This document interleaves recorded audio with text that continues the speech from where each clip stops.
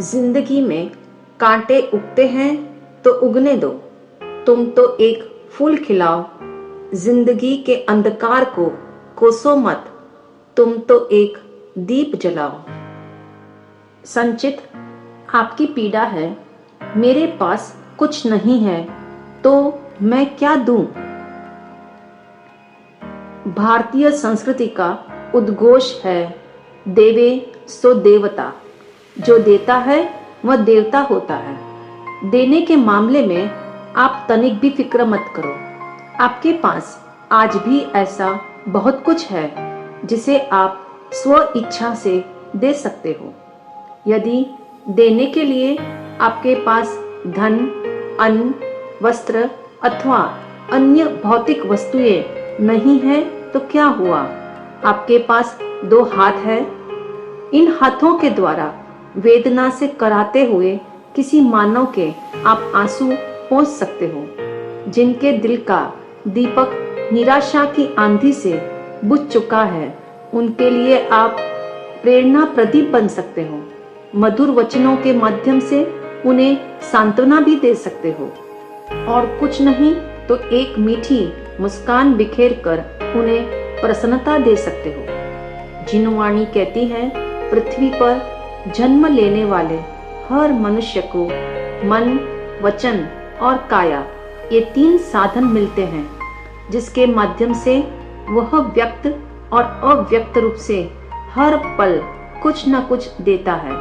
यदि प्रत्येक इंसान मन से शुभ कामनाएं देना प्रारंभ कर दे, वाणी से मधुर शब्दों की अभिव्यक्ति करे एवं काया को परोपकार में लगा दे, तो धरती पर स्वर्ग उतर आएगा। कर्म सिद्धांत का एक निश्चित नियम है, जो हम यहाँ लुटाते हैं वही हम पर लौटता है, और जो हम यहाँ बांटते हैं उसे ही हम यहाँ बटोरते हैं। जैसे आज किसी को अन्न, वस्त्र, मकान आदि की सुविधाएं मिली है, इसका मतलब पहले जन्मों में उसने अवश्य अन्न, वस्त्र, मकान आदि का दान दिया होगा, मन से सभी का सुख चाहा होगा। यदि आज किसी के पास बैंक बैलेंस करोड़ों की हो तो मान लेना चाहिए पिछले किसी जन्म में उसने किसी जरूरतमंद को दान अवश्य दिया होगा। संचित, इस देन और लेन के पीछे एक अनूठा रहस्य छिपा है। जब आप देते हैं तो आपकी चेतना का विस्तार होता है। ऐसे में आप अपनी वास्तविक प्रकृति और प्रवृत्ति के अधिक निकट होते हैं। इसके अतिरिक्त जब कोई मात्र दूसरों से लेने के बारे में विचार करता है तो उसकी चेतना संकुचित हो जाती है।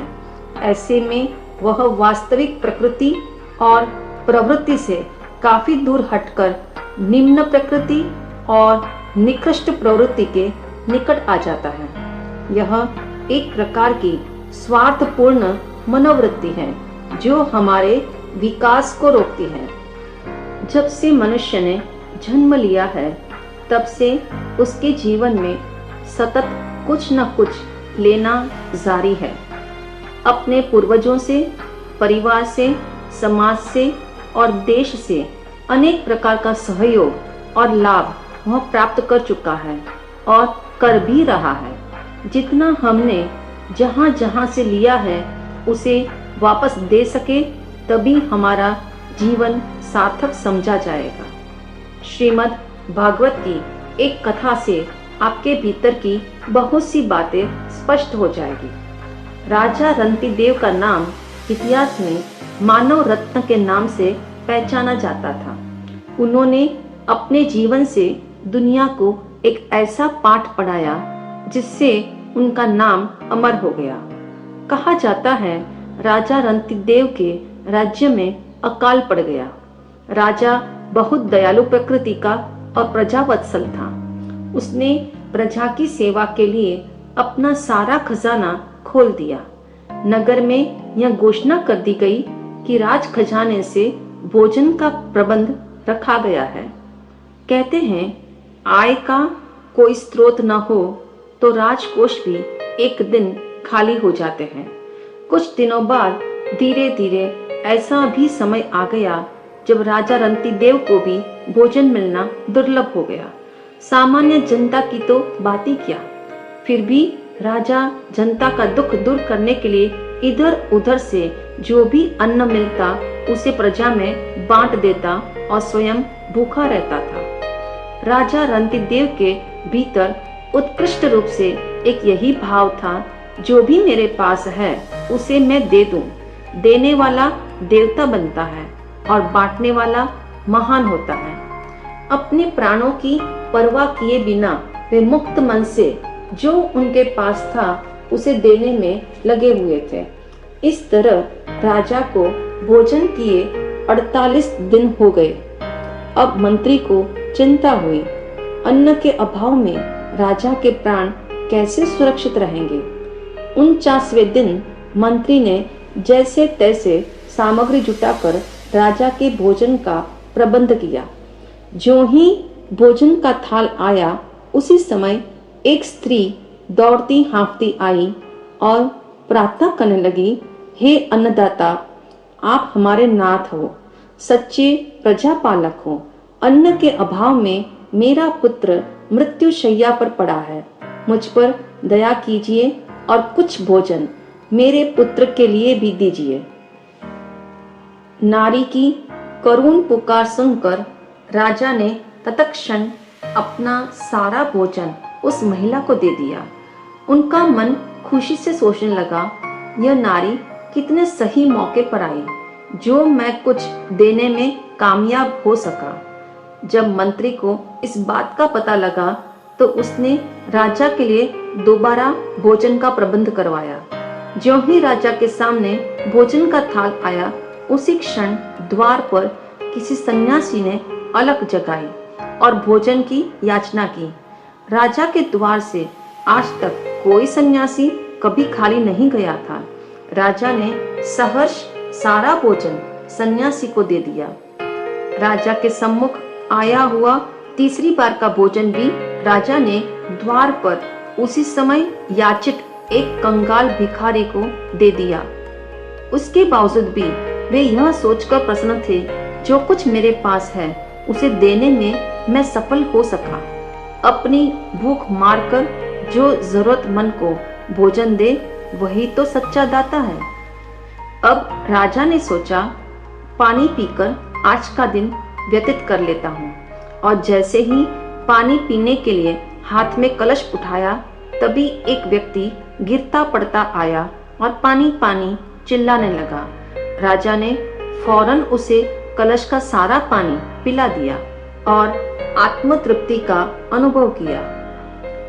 उसी समय ब्रह्मा, विष्णु और महेश साक्षात प्रकट हुए और राजा से बोले, हम आपकी देय वृत्ति की पराकाष्ठा से बहुत खुश हुए हैं। आप जो चाहो मांग लो। राजा ने कहा, मुझे कुछ नहीं चाहिए। मेरी तो एकमात्र यही भावना है, मेरी प्रजा सुखी रहे और जो मेरे पास है उसे मैं हर परिस्थिति में देकर प्रसन्न रहूं। यह सुनते ही आकाश से पुष्प वृष्टि हुई। देवों ने राजा का जय जयकार किया और उसी समय इतनी जोरदार वर्षा हुई जिससे राज्य का सारा दुर्भिक्ष दूर हो गया। संचित यह कथा जो अपने पास है वह देने की प्रेरणा देती है। जो आपको प्राप्त करना है उसे देना प्रारंभ करोगे तो आपको मिलना भी प्रारंभ हो जाएगा। यदि जीवन में सुख शांति चाहिए तो दूसरों को तन मन वचन से सुख और सुविधा देने का संकल्प कर लो। जो मात्र अपने ही सुख का विचार करता है उसे सुख नहीं मिलता। यदि मनुष्य ने अपने ही सुख की बात सोची होती तो वह कभी सुखी नहीं होता। अन्य को सुखी करने की भावना में हर व्यक्ति का सुख गूंथा हुआ है। यूं जीवन में दूसरों के सुख की परिधि का विस्तार करते रहो। किसी को दी गई छोटी सी मदद या हित का एक विचार भी हमें सुख की प्राप्ति करा सकता है। पंचतंत्र में लिखा है, यदि हम अधिक नहीं दे सकते तो कम से कम अपने भोजन के एक कवल में से आधा कवल तो दे ही सकते हैं। देने की प्रक्रिया हमें सर्वप्रथम अपने घर से प्रारंभ करनी चाहिए। माता पिता, भाई बहन, पत्नी, बच्चे आदि घर के सभी सदस्यों को देना प्रारंभ करो। तत्पश्चात घर के आश्रितों को दो। जो नौकर सेवक आपके घर में काम करते हैं उसके परिवार की ओर ध्यान दो। यदि उसका बेटा बीमार है तो दवाई का इंतजाम कर दो। यदि आप किसी को भौतिक पदार्थ देने में असमर्थ हो तो भी अपनी सद्भावनाएं और शुभकामनाएं दूसरों को देते रहिए। ऐसा करने से आपको आत्मसंतोष मिलेगा और उसके मन में भी सद्भावना का दीप जलेगा। तब आप देखोगे उसके काम काज के ढंग में अंतर आ गया होगा, क्योंकि बदले में वह भी आपको कुछ लौटाना चाह रहा है। कोई हमारे सामने हाथ फैलाए उससे पूर्व हमारा हाथ देने के लिए उठ जाना चाहिए। मांगने पर देना अच्छा है, लेकिन दूसरों की आवश्यकता का अनुभव करके बिना उनके मांगे देना और भी अच्छा है। संसार में विद्या, प्रेम, सहानुभूति और सद्भाव, सम्मान देने से ही लौटते हैं और बांटने से ही बढ़ते हैं, क्योंकि ध्वनि प्रतिध्वनि बनकर लौटती है। यदि कीचड़ में पत्थर फेंका जाए तो कीचड़ भी वैसे ही प्रतिक्रिया करके छींटे उछालकर कपड़े गंदे करेगा।